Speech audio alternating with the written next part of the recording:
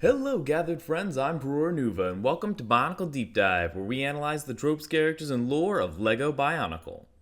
And as an Easter special, we're going to be asking the question, who is Bionicle Jesus? It's a genuinely interesting question, because there are no less than 3 characters that have strong parallels to Jesus. And along the way, I also ended up going down a bit of a rabbit hole of literary parallels in Bionicle to both Christianity and Judaism. Now, I'm not a religious scholar, but I did make sure to do real research on the topics to ensure that I'm approaching the subject accurately and respectfully. Though, if I do misrepresent anything, please let me know in the comments. So, let's dive right into it. As the central figure of the world's most widely practiced religion, Jesus is understandably very iconic, and as such, literary references and motifs surrounding him are very common. Characters that are seen as having parallels to him are ubiquitous, sometimes intentionally, sometimes not. And Bionicle is no exception. Now, I'm not arguing that Bionicle is actually some sort of Christian allegory. But what I am saying is that there are some very interesting motifs in common, which makes sense because the writers for the series largely come from culturally Christian countries. The 3 characters who have the most Jesus motifs in Bionicle are Takanuva, Matoro, and Matoro, specifically on Barra Magna. What makes each of them so interesting is that they all embody at least one major Jesus trait. Takanuva as a prophesied savior to lead people out of darkness, Matoro as a sacrificial hero whose death brought salvation to everyone, and Matoro as an incarnation of the main God figure as a mortal being. So, let's dive into each of them in more detail to see how the parallels hold up. Takanuva's case for being a Bionicle Jesus candidate comes from him being a prophesied savior whose coming was foretold by a new star appearing in the night sky. The Toe of Light was often described as a being who would arrive to save the Matoran from a great darkness and bring them into the light. That idea of bringing people out of darkness into light is a very common motif associated with Jesus. And finally, Takanuva was the one who revealed the city of the Great Spirit, Metronui, to the Matoran, much like how Jesus is described as being the one to grant access to the kingdom of God in Christianity. And in the movie version, Takanuva did die in a sense, but was brought back to life shortly after, much like Jesus' death and resurrection.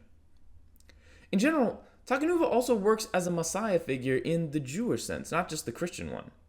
Takanuva unites the Matoran and leads them back to Metronui to rebuild it, paralleling how in the messianistic prophecy, the Messiah would unite the Jewish people, lead them back to the Promised Land, and rebuild the temple. Now, when talking about this a while ago on Tumblr, one person commented that Takanuva was actually a Bionicle Moses. You should also note that being a Moses parallel and being a Jesus parallel are not mutually exclusive, since Jesus' story was very intentionally framed as a Moses parallel, particularly in the book of Matthew. Takanuva has parallels to both Moses and Jesus in his origin.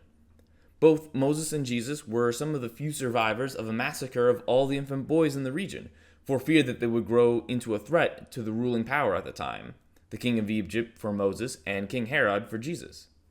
Moses in particular was hidden and raised by the princess of Egypt as her son. Takua was taken from the other Avmatoran and hidden among a different people, the Tamatoran, to ensure some Avmatoran would survive in case there was a massacre by the brother of Makuta, so there's a little bit of a parallel there. And like Moses, Takua also spent a significant amount of time living in exile from the people who adopted him. Takua was banished from Takora while Moses fled Egypt after killing an Egyptian. Both were called onto their heroic adventure after being drawn to a miraculous sign, the burning bush for Moses and the mask of light for Takua. And both Moses and Takua were initially plagued with self-doubt about their ability to be the hero they were called on to be. And of course, Takua, as Toa Takanuva, would free the Matoran from Makuta's grasp on the island, lead them to their home of Metronui, similar to how in Exodus, Moses freed the Hebrews from bondage in Egypt and led them to the Promised Land.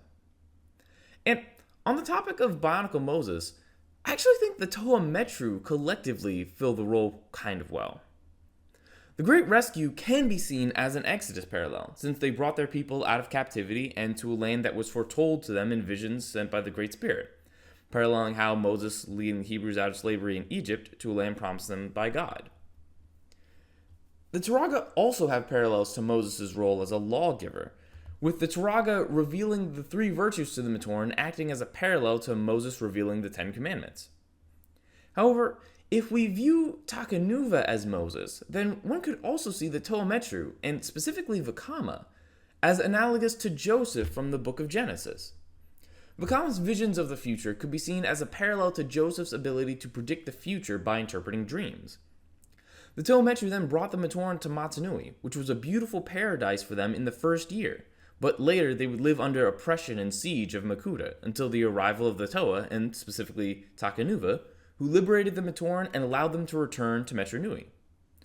We could interpret this as a parallel to Joseph leading his family to Egypt, where they lived happily and prosperously at first, only for generations later the Hebrews to be oppressed and enslaved in Egypt until the arrival of Moses, who would lead them out. Okay, so let's move on to the case for Matoro, who is arguably the one most people think of when they hear Bionicle Jesus. He's also the one who I'm most convinced was written consciously with the Jesus motifs in mind, while the others could have been more unintentional. Both Matoro in Bionicle and Jesus in Christianity were saviors who sacrificed their lives to save the world. The selfless sacrifice for the salvation of everyone, the idea that Jesus died for all of humanity, is quite literally the central premise of Christianity as a religion. Matoro's pose while donning the Mask of Life also kind of evokes the imagery of Jesus on the cross, the main difference being Matoro's legs being spread out, which was also a reference to the Vitruvian man pose that is often used to invoke Motunui. Matoro's personality was also made to be a bit of a Jesus archetype. Matoro was depicted as selfless, all-loving, and willing to take on the burdens of others, all qualities commonly attributed to Jesus.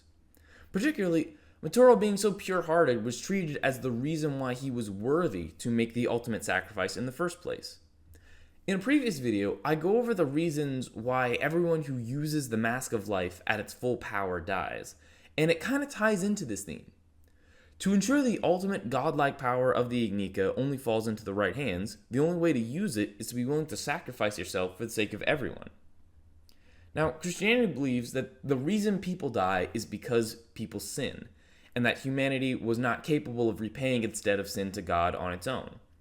Jesus, who was God, didn't sin and therefore didn't need to die, meaning he could meaningfully die in humanity's stead to absolve them. And so, the concept of someone who is completely innocent, sacrificing themselves for the sake of everyone, is so closely entwined with the idea of Jesus, it's frankly hard to believe that the idea of Jesus wasn't intentionally invoked by Greg Farschi and the story team. So, yeah, Matoro is a very strong contender for Bionicle Jesus. Now, the final major Bionicle Jesus candidate is Motunui himself, specifically in his Glatorian form on Bara Magna. As the Great Spirit, Motunui was analogous to God to the Matoran. So in his Glatorian form, Motunui was the main god of the setting, incarnated as a quote-unquote normal mortal man who learned to live among the people before leading a movement inspired by him. In particular, Motunui performed miracles by granting the Glatorian elemental powers, which helped gather many people behind him. This parallels that Jesus, in Christian belief, was God incarnated in human form as a way to teach humans, performed miracles, and of course inspired a movement that would become Christianity. Motunui then also sacrificed himself in order to save the world of Spherus Magna, and bring the people a fresh start on a paradise, essentially freeing them from the mistakes of the past. The symbolism can be seen in Motunui's actions bringing the first rain down on Bara Magna in 100,000 years. Rain is often used in Christian symbolism as a metaphor for Jesus washing away sin. Motunui's spirit then retreats into the Mask of Life before promising the Toa and Glatorian that he would return one day to live among them once they are ready. Jesus also promised his gathered disciples that he would return one day, the prophesied second coming of Jesus, before he ascended into heaven.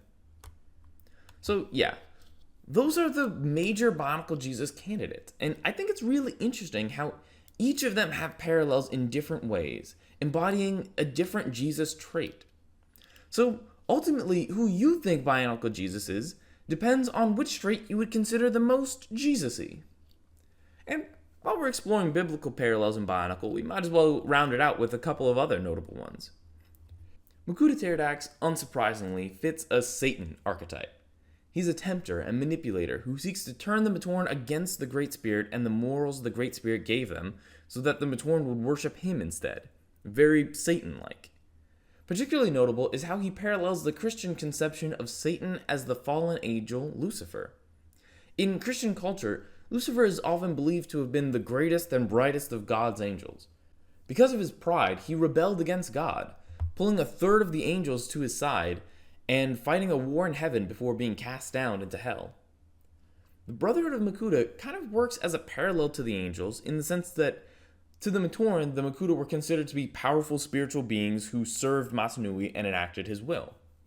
Makuta Pterodax enacted a coup against his leader, Miserix, and convinced most of the Brotherhood to join him in a rebellion against Masanui, with a minority of the Makuta deciding to stay loyal to Miserix and Masanui. Miserix, in his dragon form, was then imprisoned on a volcanic island. So in this case, it's a bit of a reverse of the biblical narrative, as instead, the majority of the Makuta side with Pterodax and agree to rebel against the Great Spirit. Also interesting is that in this analogy, Makuta Miserix fills the role of the Archangel Michael, which is ironic since in the Bible, Michael is described as defeating the dragon, identified as Satan. But in Bionicle, Miserix commonly took the form of a dragon.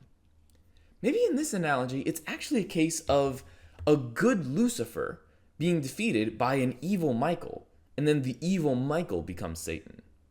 It kind of fits, since Miserix, as the leader of the Brotherhood, would be seen as the highest Makuta, much like how Lucifer was considered the highest angel. Makuta as Satan also actually enhances the Jesus parallels in Takanuva, Matoro, and Masanui. At various times, Makuta appeared to each of them to tempt them, and they all rejected him, paralleling how Satan appeared before Jesus to tempt him.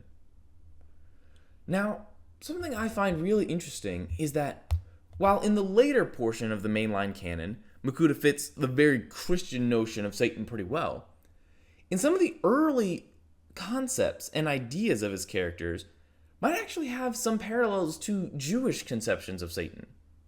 Now, there are some interpretations of Satan in Judaism, particularly of his role in the book of Job, that Satan was essentially fulfilling the role God gave him to test humanity, kind of a heavenly prosecutor rather than the Christian conception of an opponent to God. Satan encourages God to strip everything away from Job, who proves his worthiness by holding to his faith as strongly in hardship as he did in prosperity. In a few statements and interviews from Christian Faber and Bob Thompson, two of the co-creators of Bionicle, it's clear that early on they view Makuta in somewhat similar terms. Bob Thompson has described Makuta as not truly evil but misunderstood. He's got a job to do, one that nobody likes, but it has to get done. And Christian Faber has described Makuta as either a metaphor for disease itself or as the body's immune response, one that ends up making the body stronger. Faber has also described Makuta's role as guarding the gate back to Metronui, as preventing the Matoran from returning to the body of the Great Spirit until the proper heroes, the Toa, and specifically Takanuva, arrive who can heal it. We see this symbolism in some of the concept art and symbols around Makuta and Takanuva, with the symbol of Makuta and the symbol of Takanuva fitting into each other to make a single whole. The idea that they essentially need each other, that Makuta was waiting for Takanuva to come in and be the proper key to unlock Metronui. So, in a way, he can be seen as similar to Satan in the book of Job, fulfilling a nasty but important role in the cosmos. We also have a little bit of heaven and hell parallels in Bionicle with the realms of Artaka and Karzani. Christianity is believed that heaven is where souls of the redeemed go when they die to enjoy everlasting divine bliss, while hell is where the souls of the unrepented go to endure eternity of suffering. Meanwhile, in Bionicle, Artaka was a fabled realm where exceptionally good Matoran workers would be allowed to go work in the light, while Karzani was feared as a place bad workers would go to be punished forever. So, very on-the-nose heaven and hell analogies. Matoran would even insult each other by telling someone to go to Karzani, clearly a play on the phrase go to hell. The real major difference is that they weren't afterlives. They were physical places within the Matoran universe that the Matoran went to alive. Though, considering that in both cases, Matoran that went there never returned, it was similar to a death from the perspective of the friends they left behind. The realm of Karzani was also a very hellish place, in that it was a blasted, torturous landscape where nothing ever made sense and everything brought torment. Karzani was also noted in myths to be a place of fire, much like hell, which was true because of the massive furnaces of the place. Now, because he's the ruler of the Bionicle equivalent of hell, Karzani, the being, is often referenced in the fandom as Bionicle Satan, though as a character he doesn't really fit Satan archetypes beyond this. Though, as a side note, the first official art depicting Karzani took heavy reference from some of the earliest concept art of Hellboy. Interestingly, the Matoran folkloric conception of Karzani as a place of punishment was actually inaccurate. It was meant to be a place where Matoran injured on the job or otherwise unmotivated could be sent to be healed and motivated to become productive workers again. They were supposed to leave better than they came. However, Karzani was terrible at his job and ended up repairing them weaker. He ended up refusing to let them leave out of shame for his poor handiwork. This almost feels like the realm was intended to actually be a parallel of purgatory, where souls of those not quite bad enough to go to hell, but not good enough to go straight to heaven, will be sent to be purified before they can ascend to heaven. Except in Bionicle, the purgatory didn't work, so the souls were trapped there for eternity, and it became hell. So those are the parallels between Bionicle and Jesus, as well as a few other biblical concepts I could think of. I'm certain there's probably more, and if there's any you can think of, please let me know in the comments. I'd love to hear them. This is far from the last time I'm going to be exploring religious and mythological themes within Bionicle. The series very purposefully gave itself this aura of mythology and religion to add that sense of mystery and wonder. So, I'll see you all soon. Take care, my gathered friends.